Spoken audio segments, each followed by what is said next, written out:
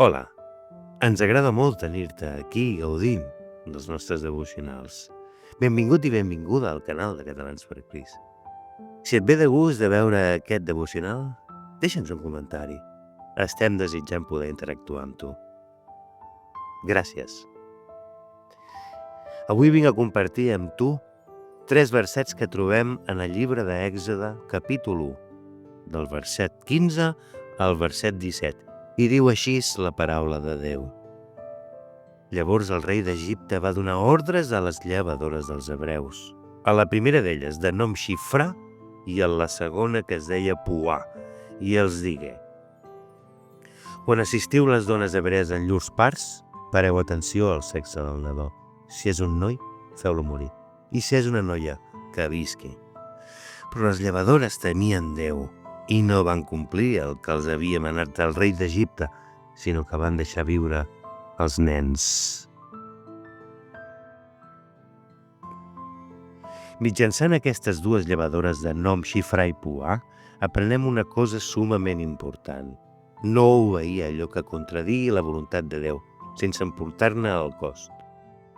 El faraó era, sens dubte, un home pervers. En veure que el poble d'Israel creixia en gran manera, per benedicció divina, decidí matar tots els homes que naixien en el si d'Israel. Inspirat pel seu odi, manà les llevadores que matessin tot aquell que fos home, i elles rebutjaren aquell manament posant fins i tot en risc les seves pròpies vides. Més endavant veiem que són cridades a la presència del mateix faraó, moment en el qual elles molt possiblement van tenir por i es van imaginar que potser faraó manaria que les executessin. Però Déu sempre té l'última paraula. La seva fidelitat va fer que Déu les protegís i les beneís, fent que la seva descendència fos molt àmplia. Estimat i estimada que ens escoltes, quan estem disposats a seguir la voluntat de Déu a la nostra vida, tard o d'hora apareixerà un faraó en el teu camí i en el meu camí que intentarà que fem alguna cosa que desagradi a Déu. És aleshores quan haurem d'actuar amb fe i declinar aquesta opció. Em refereixo a qualsevol situació que no agrada a Déu. Des de que un company o companya et demana que menteixis per ell perquè arriba tard a la feina, fins que el teu cap et demana que maquillis una factura. Sigui el que se'ns demani, res no és tan gran com Déu. No fem el que fem per les recompenses. Ens movem en Déu perquè podem fer-ho i hem decidit fer-ho. La resta manca d'importància. Estimem Déu perquè és Déu, no perquè ens pugui beneir.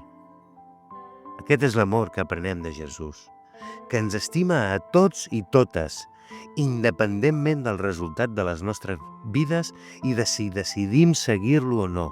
Ens estima perquè Déu és amor i res del que nosaltres fem pot canviar això. Decidim avui ser com Xifrà i Puà, honorant el bon nom de Déu sense importar l'opinió dels altres, les conseqüències ni el dubte. Demanem al Sant Esperit de Déu que, arribat el moment de la prova, sapiguem com enfrontar-nos al nostre propi faraó. Demanem que en tot moment veiem amb els ulls de la fe. Si t'ha agradat aquest vídeo i ha beneït la teva vida, et demanem que ens donis un m'agrada, que et subscriguis al canal si encara no ho has fet i que ens ajudis, compartint aquest devocional, a donar ànims a totes aquelles persones que poden estar disposades a conèixer Déu i que dins seu tenen un desig de dedicar la vida a aquell que és més poderós que tots els faraons junts, però que encara no saben que el que busquen és el veritable Déu. Que tinguis un dia molt beneït.